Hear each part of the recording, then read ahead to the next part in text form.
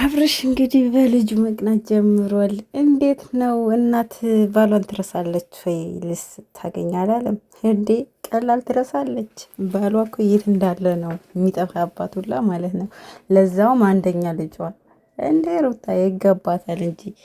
ለማንኛውም ቦታን እንዳይወስድ ራቅ ራቅ እንዳትል ከሩታ አጠገብ እንዳጠፋ ነው የምንልህ እኛ። ምን ምክር ይሄ ነው። አሰላሙ አሌይኩም ወረህመቱላሂ ወበረካቱ። ውድና የተከበራችሁ የልዕልት ቤተሰቦች ሰላም ሰላም ብያለሁ። ሰላማችሁ ብስት ይበልልኝ። እንዴት ናችሁ? ደህና ናችሁ ወይ? ያለው አልሐምዱሊላህ ሁሉ ሰላም ነው ከኔ ጋር። እንዴት ናችሁ? እንግዲህ ቪዲዮ ላይክ፣ ሼር፣ ሰብስክራይብ እያረጋችሁ እያበረታታችሁኝ እንደውም ሼር ለምታደርጉልኝ ውድ እህቶቼ በጣም አመሰግናለሁ። ያ ሁሌ መናገር እንዳይሆንብኝ ዩቲዩብ በጣም ችግር ላይ ስለሆነ ተባበሩኝ ማለት ነው። እና ውዶቼ ዛሬ ደግሞ መጥቼላችኋለሁ። ያው ወይ በሳምንት ሁለቴ ነው ቪዲዮ መለቅላችሁ ወይ 3 ነው ማለት ነው። ቀኑን ያሳውቃችኋለሁ ከዚህ በኋላ ኢንሻአላህ።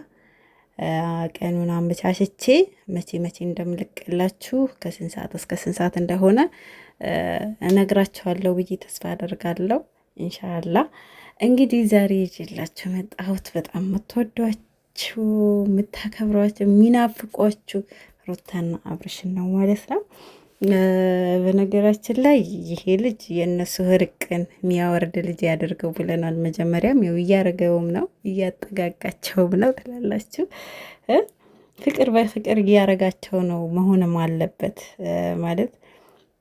ልጅ ሲመጣ ሰው ልጅ በመሀሉ ክፍተት ሊኖር ይችላል። ግን ልጅ ሲመጣ ደግሞ ብዙ ነገሮች ይቀየራሉ፣ የበለጠ ፍቅር ይጨምራል ይባላል። እንግዲህ ባናየውም እንደሰማነው ነው የምናስረዳችሁ ማለት ነው። እና ያው ፍቅር ሪዝቅም ይዞ ይመጣል፣ ፍቅርም ይዞ ይመጣል ይባላል። እና ይሄ ልጅ ደግሞ የበለጠ በሁለታችሁ መሀል ፍቅርን የሚዘራ ልጅ ያደርገው። በመሀላችሁ ደግሞ ገብቶ የሚወሰውስባችሁ ሰዎች ደግሞ ያንሳላችሁ ነው የምንለው ማለት ነው። እኔ እውነት ለመናገር እንግዲህ አሁን ልጅ ወልዳችኋል፣ የልጅ አባት የልጅ እናት ሆናችኋል።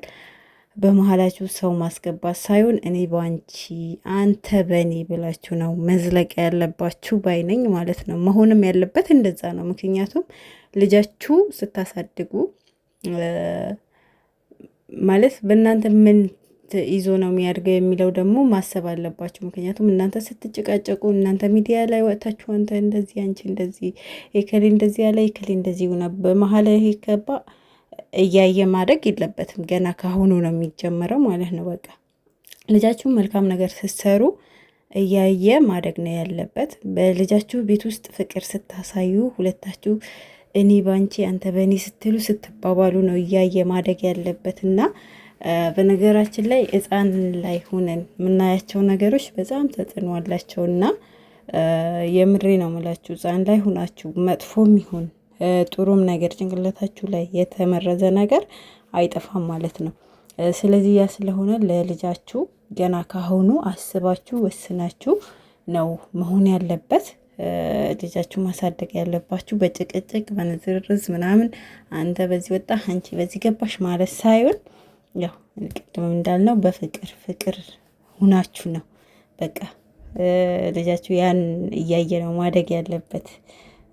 እናቴ አባቴ እንደዚህ ነበሩ ብሎ ያኔ ኮርቱ ደረቱ ነፍቱ የሚያወራባችሁ እናትና አባት ነው መሆን ያለባችሁ እንጂ ከአሁን በኋላ አብርሽም ሌላ ሴት ይዘህ መጥተህ ኘኘኝ የምትልብን ነገር አቁም። ካሁን በኋላ ለልጅህ ቤት ቦታ ካለ የአባትነት ስሜት የሚሰማው ሰው ያንን ነው የሚያደርገው ማለት ነው። ለልጆቹ ሲል በጣም ብዙ ነገሮች ያሳልፋል።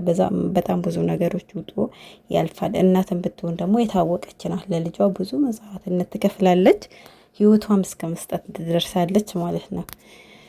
ስለዚህ ከአሁን በኋላ አብርሽም ይሄ ከሌን ይዘህ መጥተኝ የምትልብን ነገር አቁም ብልንሃል። እንግዲህ አሁን የልጅ አባትና አርፈ ከሩታ ጋር ሁነህ ሁሌ ከሩታ ጋር ልናይክ ነው የምንፈልገው። ሁሌ ከጎኗ እንድትሆን ነው የምንፈልገው ማለት ነው።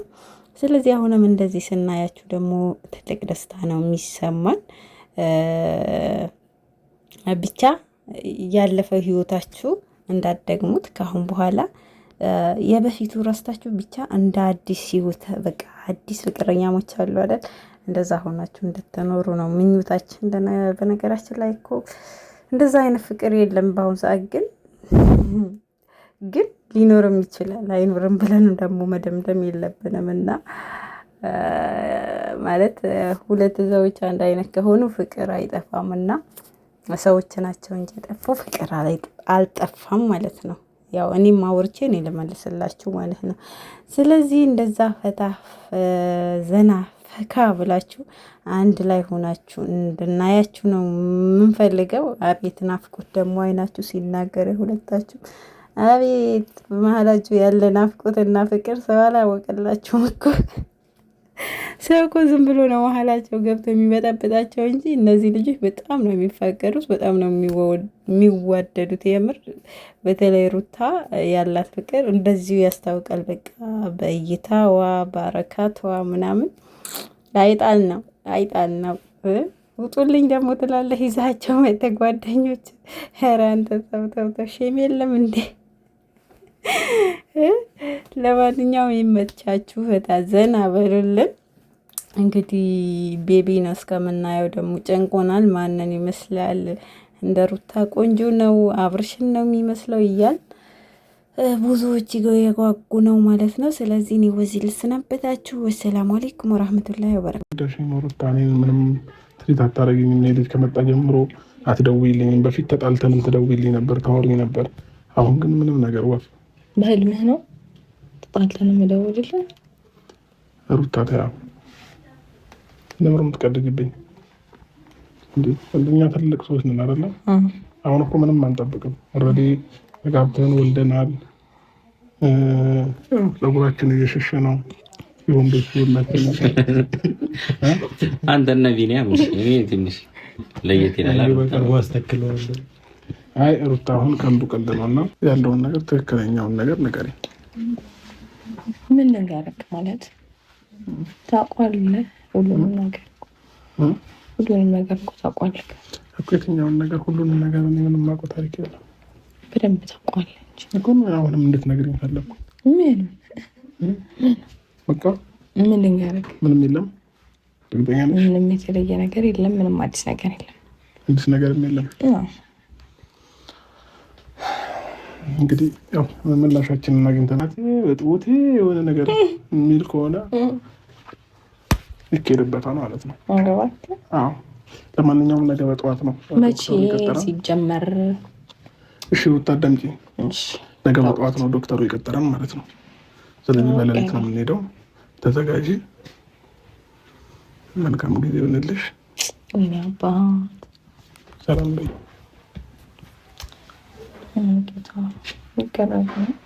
ሊገረዝ ነው። እኛም እኮ ተገርዘን ነው ለማስገረዝ የበቃ ነው።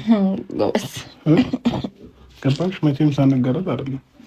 ስለዚህ መልካም ጊዜ ይሆንልሽ። ደስተኛ ልትሆኝ የሚገባው ልጅሽ ሊገረዝልሽ ስለሆነ እንደው እንጂ ሊከፋሽም ሊሰማሽም አይገባም። አሳዛኝ ነው እና እኔ እንዳውም ቢቆይ ጥሩ ነበር። አይ ካልሽ ኦኬ።